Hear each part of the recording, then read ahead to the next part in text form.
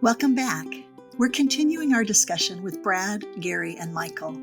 In part 1, I asked my friends to share some thoughts about how they managed during the days and weeks after their spouse had passed away.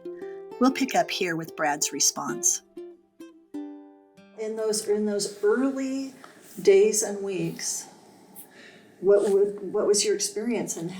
I needed to, there was a couple of things. Yeah. Having purpose, like you had mentioned. I needed to figure out how to be mom and dad, because I was not good at what Joelle did.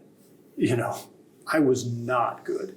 And I know one of Joelle's biggest concerns was, you're going to screw up Carter. And so it was my mission to figure out I didn't want my kids to feel like they were missing out. Right. And so I worked my butt off. I cooked, I cleaned, I got everybody together. I did all the things that Joelle, I tried to be good at what Joelle did. I know that I fell short, but there was a tremendous outpouring of support. I mean, there was meals coming in 5 or 6 times a week, and people were signing up months in advance. I mean, I finally had to and that was really hard for me, because I'm like, I can cook, I can do all these things. I don't need people's help. But people needed to serve. They wanted to. And that was hard for me to let them do that. The other thing was, intellectually, I knew where Joelle was. But emotionally, I needed some kind of confirmation. Mm-hmm. And she had a couple of really close friends, because I would pray every night. I just want to make sure she's okay. Am I going to be able to do this without her? And is she happy? And probably 2 weeks went by, and 2 of her friends said that Joelle had visited them. I'm evidently spiritually dense and incapable of feeling some of the things that Gary talked about, that I think you, Julie, have felt. And so that message had to come from her friends, that she's exactly where she needs to be, that she's preaching the gospel, and people, because of the experiences that she's had, are accepting the gospel because she had special qualification, and that I was doing a great job. That's what got me through it. It's going back again to that eternal perspective. Yeah. And you were fortunate that Joelle had friends that could then come and tell you. Yeah. It's interesting, because I am generally quite spiritually perceptive, and in my experience, I have dreams, and I haven't dreamt of Steve. I had one really dumb dream that meant nothing, where he came and sat down next to me and put his big magnifying glass on my arm and said, "You have porphyria." And then, that. And I know what porphyria is. I don't have porphyria. So it was a nothing dream. Yeah. But in the 72 hours after Steve passed away, 3 different people had some kind of experience with him beyond the veil. And I didn't actually think to myself, that's so unfair. Why didn't that happen to me? And I think that's just from being in this, I was in a really peaceful state of mind. The Spirit was really sustaining and carrying me. But it occurred to me how important it was for them to recognize their own spiritual gifts. And that one of my spiritual gifts is the gift to believe in others' words. If truth is spoken, I know it's true. There's something inside of me that just recognizes truth. Mm-hmm. And so for someone else to have that experience that greatly blessed them, because they were grieving also. People outside of ourselves grieve, our spouses. But that was something that that I felt like I was able to realize is that I didn't need to have the direct witness because I would believe their words. And for them, it was a really important experience to have the veil open like that for them. Every one of you mentioned your children, that your children helped you get through. Mine did too. And it makes me think how fortunate to have had a relationship with your kids before this experience happened that would enable you to be able to rely on them at that time. It's a good reminder for how important it is to have a good relationship with your kids, with your family members. One last quick thing. Probably 20 years before Joelle passed away, Joelle and I saw a marriage counselor.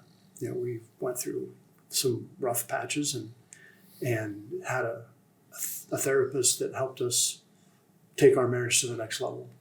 Taught me some things about shifting the paradigm when I wasn't feeling like I was getting what I needed, to start giving my wife what she really needed, so that it changed perception, and that changed our marriage, completely changed it. So I had a therapist that knew both of us, who I probably went, I called him and I'm like, "You're not going to believe this. Joelle passed away." And he's like, "What?" And he's like, "I'll drop whatever, whenever, I'll come, you come see me, you name the time, place, whatever, I'm there for you." And that was a tremendous blessing, to have somebody that knew both of us. Right. And so that was helpful, extremely helpful. That's true. Yeah, Steve and I went to therapy too. Mostly for my issues. I feel your pain. But it was interesting. Being married to a widower, death was a companion in our marriage from day one. Because I was married in a situation where it was absolutely real life reality that someone could die, that someone would. And so from day one, I think that there was always this understanding that every day is a gift. So it was actually a gift to our marriage that he had experienced what he did, because it's, you don't take anything for granted, and there's a lot of things that aren't worth fighting about. Yeah. Well, I know that now. Yeah. We were talking about the spiritual component, and there's definitely a strong spiritual component with me and my wife that helped me a lot when I was through, because my wife had this weird gift where she could sometimes actually go to where the spirits were when they died, like when she dreamed. And so she would come back sometimes and tell me about, where her experiences there. And so it's like, when she finally went, it's not like, oh, it's going to some cloud or whatever. I had some idea where she actually was, just because of her experiences. And that gave me a lot of help. That was very, very helpful to help me get through. I know that's very unique, but it was still very helpful in my case. So. That is very unique, isn't it? Yeah. I mean, she was just going back to where she'd been visiting. Yeah, she was like half there before she died. It was kind of, but I realized that's extremely unique. But having that perspective, it did make it a little bit easier for me afterwards. That's what I was trying to say. So from what she shared with you about what she had seen in the spirit world, what was your perspective of what was happening with her, or what she? No, because it sounded to me like she was being trained for like a certain job when she got there. You see what I'm saying? So it's just like, so I can see her, she's doing this job now. So that's kind of what it was. So sometimes you get a chance to talk to people, like long friends that died. I mean, I knew it was real because she's telling me, how could she know all this stuff if she didn't really, so I knew it was right. I knew it was supposed to spirit also. So that was very comforting to me. extremely comforting. Just so. But even though other people may not have that same experience, they can just, there really is something there. And when the spirits get there, they're not just sitting around, oh, they're doing stuff, they're doing, they're happy. The spirit paradise is a very bright place. It's a good place. It's a good place to be. It's great. So, to your point of the times that I've had dreams, visitations, whatever you want to call the connectivity to the other side with Ellen, have not been deep and profound. They've been joyful. Like, we are having a freaking great time here. And I mean, I don't mean to be disrespectful. You didn't want her to come back. You wanted to go there. No wonder.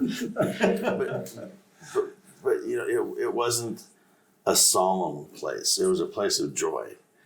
Yeah. And Ellen, at some level, looked forward to that because she was very passionate about family history.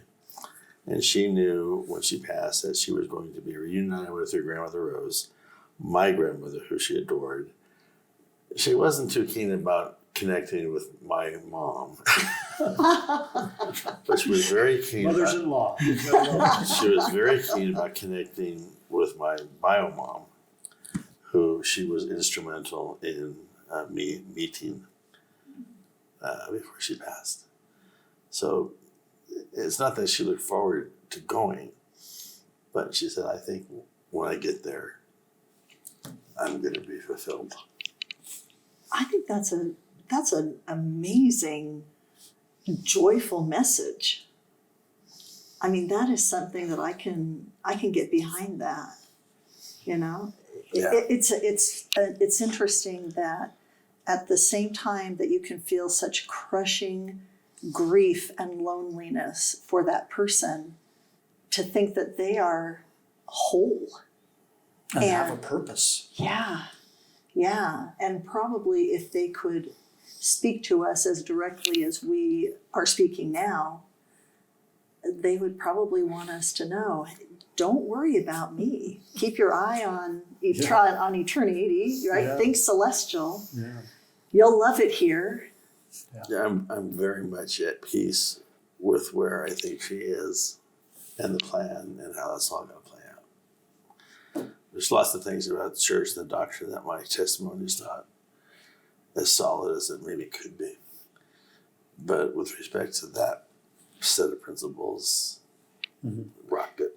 Yeah. Can you expound on that a little bit? To a large degree, I think, at least for me, my testimony of the gospel doctrine and principles are very broad ranging. And not being a spiritual giant, I have a hard time sort of grasping all of them in a single bite. I tend to focus on those things that aren't meaningful at the time or something that I need confirmation of. Mm-hmm.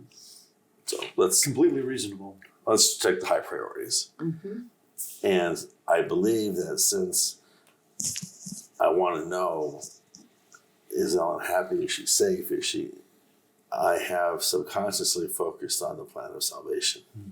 And as a result of that, I think I've got witnesses, that it's been witnessed to me, that those things that I seek to know about the plan of salvation have been revealed to me. Not that I've revealed anything, I should say revealed. I wasn't taught anything that everybody else hasn't taught, except it's been focused learning because it's something I desire. Not unlike any of us, if we are seeking to get a testimony of whatever principle we're struggling with, we focus our prayers on that. So my prayers have been focused on really building my testimony and understanding the plan of salvation and what happens and where Ellen is and how I'm going to get there and all that kind of stuff. And so as a result of that, I've been blessed by an increased knowledge, my personal knowledge about it. Some of the other stuff, I pick that up later. Yeah. I totally get that. I mean, just because of our unique experiences, we have a broader testimony of this specific component of the gospel. Yeah. Absolutely. And what is that specific component? What do you mean? I mean, I think that's the unique thing that gets us, because of our understanding of what the families are forever, the understanding that we'll be with Ellen, with Joelle, I can't remember your name, Ceci. we'll be together again. That is a profound knowledge to have, because otherwise, I don't see how people ever get through their grief. And frankly, just the knowledge, I tell you, I've never had greater motivation to make sure that I live my life the right way so that I can be entitled to those promised blessings. That's a huge motivator. Yeah, I agree with that. It goes back to what I said earlier a little bit, and you asked about it, is Ellen's expectations. Continue to be a good dad, continue to be a good father, I'm counting on you, it's your job, you gotta do this. Right. And part and parcel of that is stay worthy, keep your temper on command, because at the right time, I want you back here. That is, And I'm going to be waiting. and I love that perspective, because often we think about how much we want to be reunited with them. I think maybe we sometimes forget how much they want to be reunited with us. You know, going ahead doesn't mean they don't miss us. Yeah, that's true. So that speaks to the question of how have you changed as a person because of your experience? What's different about you now? For me, I think I'm much more emotional. I cry easier at movies and songs than I did before. Yeah. And is that okay? Well, it's a little embarrassing. and I don't admit that, and I'm not something I'm proud of, because guys aren't supposed to do that. But in the context of what we're talking about, in the spirit that all of us are having here, I think I am more emotional that way. And I also think I'm more generous now than I was. And again, it's entirely for Ellen. I was one of those guys that would say, doing my taxes, gee, what kind of, what are our deductions this year? And she'd give me a whole list of stuff. I said, what the heck are you doing with that? And I would grass and grumble about it. But it was done. And she just told me to shut up and not worry about it. But at the same time, I felt glad that we were able to do it. And so I felt, this is pretty cool. I can complain about it and still get credit for it.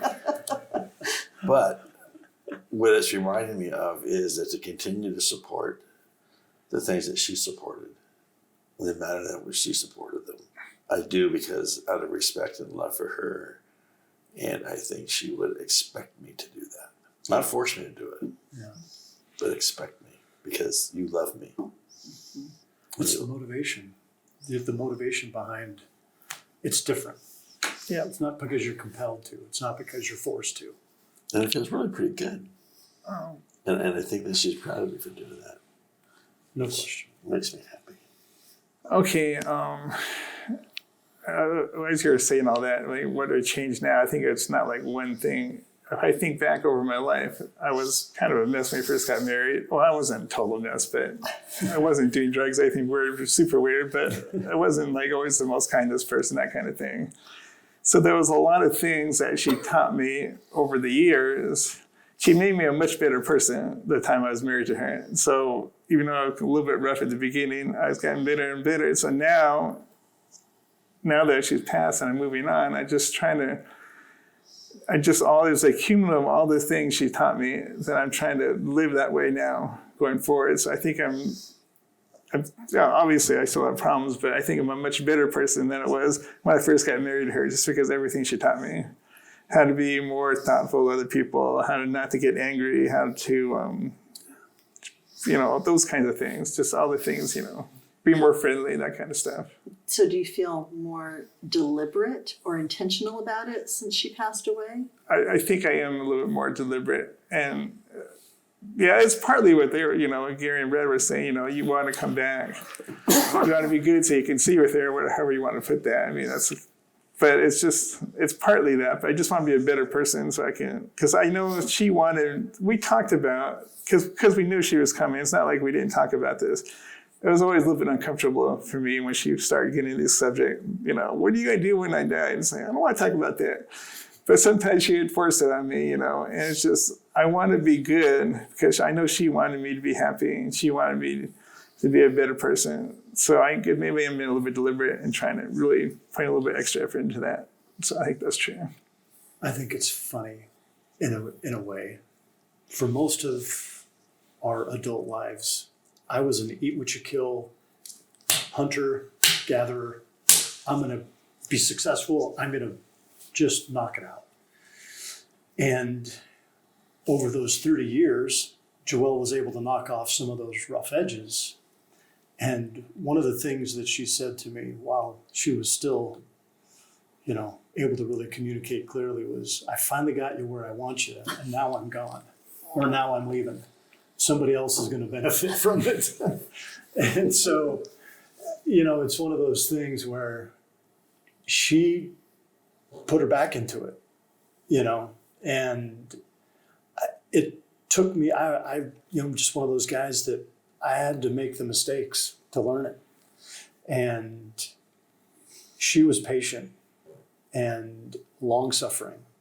And the things that you learn that make you more emotional, the caregiving, those things that are more nurturing by the activity that you're involved in, I think it changes you. And, I go to a movie now, I freaking start crying. A song comes on, the Tabernacle Choir is singing a song, and I hear a line, and I'm like, I turn into a blubbering idiot. And so it's one of those things where the differences were gradual, but I think, having been remarried to Cherie for a little over 3 years now, she's not having to work as hard, and she had tough things, and I think those experiences made it work well for this new part of our journey, So definitely difference in my personality and how I approach things for the better. Would you all agree with that? That you are a better person today? No, I would agree with that. I agree with that too. I started to become a much better person the day I met Ellen. And she was fond to say, you started out pretty slow, but you finished pretty strong. It really says something about these women, doesn't it? That you all feel like you became better men because of your association with them, and even continued to become better men even when they were physically not with you anymore. That's definitely the case. That really says something. I agree with that. About the quality and the influence that these women have had in your lives. That's really special. So, what would you suggest to someone who is trying to support a person who is in the early stages of grief? Be present. What does that mean? I didn't want to be a caregiver. That wasn't in my realm of expertise. I looked around, there was nobody else that could do that stuff. So I had to do it. I wasn't an extremely compassionate person. I wasn't empathetic like I had to become. And the thing that I had to constantly remind myself of, at least at first, when over time it became more natural, is you're not going to get another day like this. And I just kept telling myself that. Because we knew at some level, whether we wanted to acknowledge it or not, we were going to beat it. Okay, we can't beat it. I just knew that I couldn't give away my responsibility to be there and to be present and to be involved and to be everything that my spouse needed. And I knew that she wasn't going to be there at some point.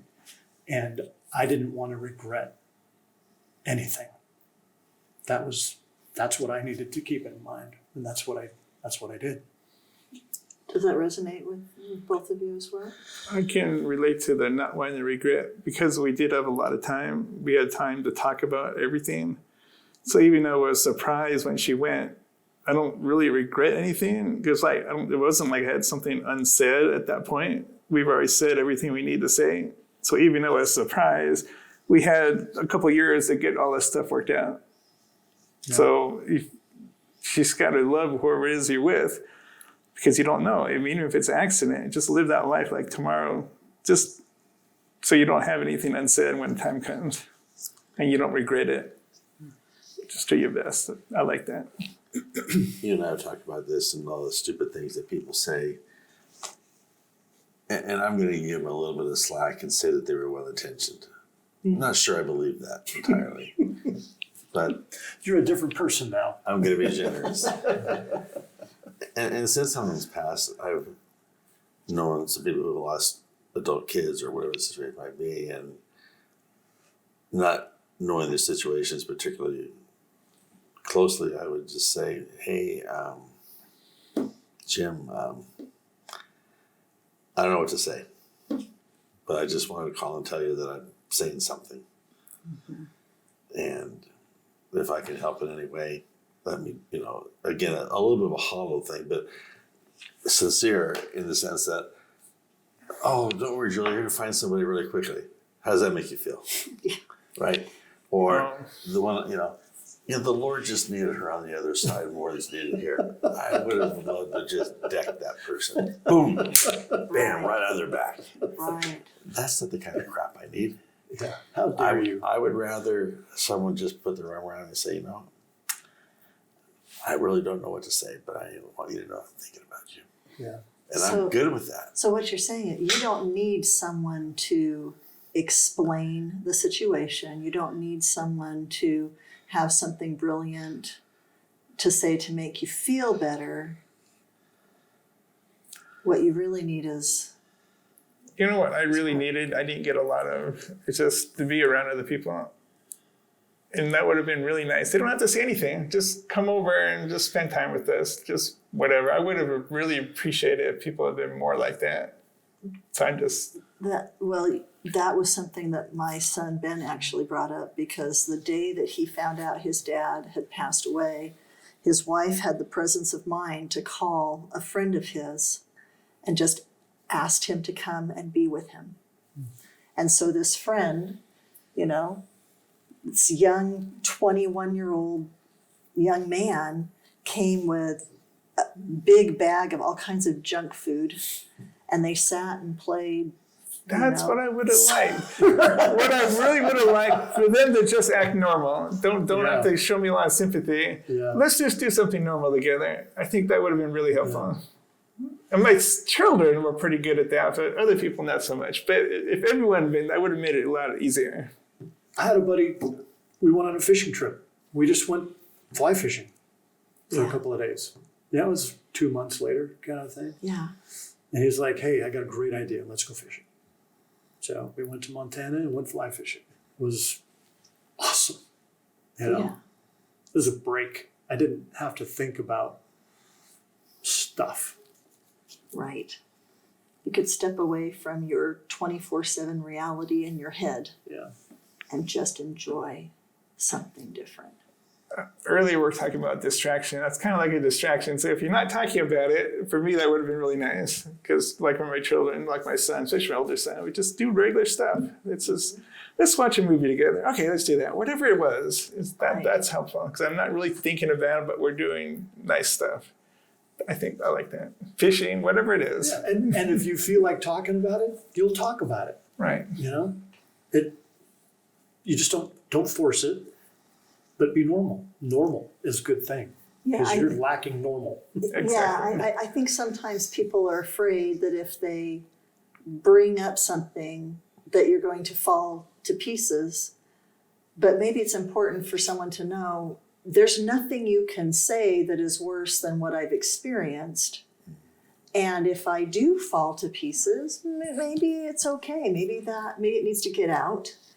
But also, I appreciated that there were still people who would talk to me about Steve, you know, and or they would share memories that they enjoyed. I even appreciate people will still say to me, I miss him. And I appreciate that they still miss him and that they will tell me that because I miss him too. Mm-hmm. Yeah, that's, and a good friend can still say that. Yeah. And we'll think about that. That's awesome. I don't think just comments like that I think it would have been just fine, but like what Gary was saying about, oh, they have somewhere else they're working, whatever it is they were saying, those are inappropriate, but I think as long as they're like simple like that would have been okay. Otherwise, just being with them is nice. One of my, oh, I'm so sorry you lost your wife. You know, something like that happened to me when I lost my goldfish. There's no comparison. That's not good. So don't Glad we communicated. And we so don't compare grief. You don't need to bring up your Aunt Susie's roommate that passed away back in 1967. Yeah. Unless there is direct comparability.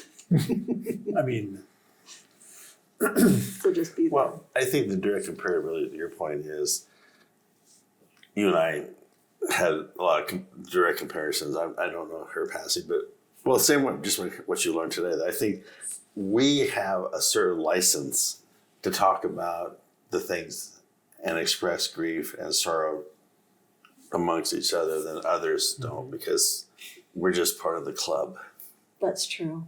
Which reminds me, I have heard a few times someone say, welcome to the club that no one wants to belong to. And I just want to put a stop to that right away, because I think it also, I think that puts a negative spin on it. That basically what you're saying is, if it weren't for this that we have in common, I wouldn't want to have anything to do with you. And that's not what people are meaning. That's not what they mean. But I think of it more as welcome to the tribe of those who know. that's a better way to coin what people intend. Right. Right. Yeah, I don't think they, by saying, because I've heard it a million times. Yeah. You know, but I think that's the gist of what they're trying to communicate. Yeah. I agree with that point. I mean, I've enjoyed our conversation tonight a lot, and I feel that I've gotten to know both of you much better. You too, but much better than I did before we met. That's good. I appreciate that. It's been I feel the same. a good, I don't like wokeness, but it's a safe place in the sense that, you know, guys don't often talk about feelings, but when we share the experiences that we've had, it's kind of okay to share some feelings. Totally. Well, and did any of you discover something about yourself tonight or about someone else that was a pleasant surprise? I guess that's kind of like what Gary just said. I mean, I don't normally talk feelings with other guys. I'd say it just almost never happens. I won't say never, but very seldom. So it was nice. Like you said, I got to know you two a lot better, and I think I'll be more comfortable in the future just because we had this conversation. So that was cool. Like we've exposed a little bit of ourselves. Yeah. And found out that it's okay. Oh, yeah. You're all okay still. Yeah. And this is something that women do really naturally. And so it helps women to work through their grief because they share it, and men tend not to share it. And so I am extremely grateful that the three of you would sit down together and share this with each other and with me. So kind of wrapping things up, has there been a scripture, a hymn, a poem, or a principle that has been especially meaningful to you in this journey? I'll give you a quick answer. I mean, we talked about the plan of salvation, and that's a principle. And then I guess the scripture, if you like, you think about the life of Jesus and the fact he was resurrected. When you read about that, here's somebody who's alive, he died, he came back. It gives you hope. So anything along, really, for me, the whole idea of grieving well is the reason I was able to, I think, grieve well is because of my faith in Jesus, and then his resurrection is real. So that's been the bedrock that helped me this whole time. So for a principle of scripture, that's what I would lean on, because that was more than anything else. That's what helped me get through. Even more than my family, it was that God was always with me. And I knew he was there, and he helped me. Yes, they gave me comfort. So that was the number one thing. My final question, what do you think it means to grieve well? Think about that for a second. Give yourself a minute. I believe that we can grieve well or poorly. And by that, mostly what I mean is we can grieve in a way that actually leads to development, compassion, kindness, peace, or we can also grieve in a way that is destructive to ourselves and others. And I don't think that's what God wants for us. So I do want to know what you think it means to grieve well. After Ellen passed, the hospice folks offer grief counseling. And I said, well, it's a good program, sign me up. And so I met with the grief counselor, I don't know, half a dozen times. And I wasn't sure what to expect, because I had never seen a counselor outside of school counselors, and that was more behavior than But after a couple sessions, she goes, I think you're grieving very well. And I don't think I can help you anymore, because you're going to have to grieve. You're going to have to get through the process. It's going to be painful up and down, but you're doing it in a healthy way. You got your kids, you got your work, you're trying to focus on things, you're trying to be so there's some things in there that she said, a grief counselor is not going to make the grief go away. Their role, I think, is to help you grieve well in a controlled manner. And that was the message that the grief counselor shared with me. And she said, look, you call me anytime, every 2 weeks, she set aside time every 2 weeks that we talk, just check in. But like she said, I can't help this. I can't fix it for you. But you seem to be got your act together. And I would say I was lucky, because I think I grieved well because I was prepared. And the preparation was on Ellen's part in sort of setting me up for success, if you will. It's still really, really, really hard. But I'm content. I think grieving well probably is defined differently for everyone. I consciously made a decision that I didn't want to shortchange my feelings. I didn't want to discount what I had with Joelle, what we had together. And so I thought about, okay, what can I do to make sure that I'm moving forward correctly? And I think grieving well is, like we were talking, it's so multifaceted. It's grief, but there's all these different angles, components, perspectives of it. And honoring their memory, making sure that, in my case, I had 4 kids. I wanted to make sure that they weren't on a counselor's couch because I'd shirked my responsibility.